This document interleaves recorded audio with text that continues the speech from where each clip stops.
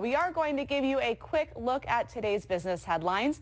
And for a little help with that, we're going to bring in Vice President of the Commonwealth Foundation and fellow Independent Women's Forum, Jennifer Stefano, and business and market analyst and Newsmax contributor, Seth Denson. Good morning to you both.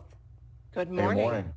So those nagging gas prices, we talk about this every week. That national average now sitting at $4.20 per gallon. President Biden is saying he's releasing 1 million barrels of oil per day for the next 6 months. Seth, is this a solution? Well, maybe politically. They call it the Strategic Petroleum Reserve. I think the Biden administration calls it the Strategic Political Reserve. We're talking about what is in effect 9 days worth of utilization. Oil utilization in the United States, but it's done over a 6-month period. So that's 5%.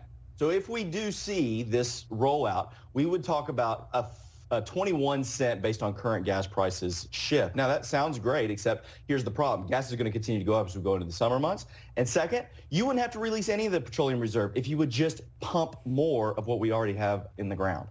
You know, going off what you just said there, that we wouldn't have to dip into this if we would have pumped more. It seems like we're just finding ways to make up for the mistakes that happened.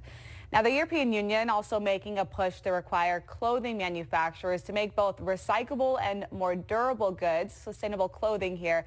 Officials saying it's time to end the model of take, make, break, and throw away. I personally donate, but Jen, what does this mean for the fashion industry, and will it actually raise the cost of clothes?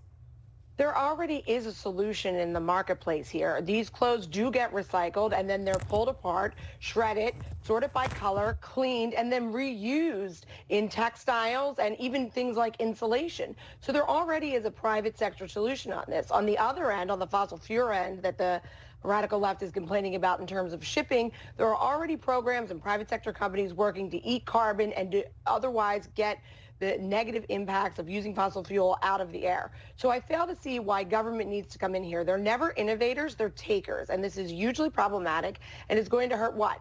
Working people, jobs, and manufacturing in general. It's not a good look. You know, Seth, going off of what Jennifer just said, because she kind of mentioned the environment here, do you think that all of this is kind of a push to move towards this more sustainable energy idea, like the electric vehicles with the Biden administration? Well, it is, but it's not. It doesn't make sense. To Jen's point, I mean, this is already happening. So, you know, this is virtue signaling. And here's the reality: recycled goods that are recycled into the exact same thing actually cost more. So the cost ends up going up. In some cases, more than double. So, you know, it doesn't really make sense. Listen, I'm all for renewable goods, renewable energy, all these things. But this idea that we can flip a switch and just move to it is naive. And the second aspect of that is recognizing that moving to renewables is a move to renewables that makes sense, not that don't. To Jen's point again, we're already doing it. Okay, speaking of things that make sense, this is going to be a little bit of a switch of topics here, but New Jersey Mall unveiled a burger vending machine. I don't know if this makes sense to me. I mean, are you able to cook? They're able to cook you a burger without anybody getting involved here. Jen, is this worth a trip to try this? I am here for the innovation in this market space. While everybody's moving to how to deliver things and make it more convenient to get things to people's doors, let's not forget about public spaces or places where people are going to be on foot, out of the car, not near a drive-through. I love this. It's a new way of thinking. Look, I love a good burger, so yeah, I'm willing to drive for one, 100%. I mean, it is a new innovation. We moved from having drones deliver packages to possibly having vending machines with burgers.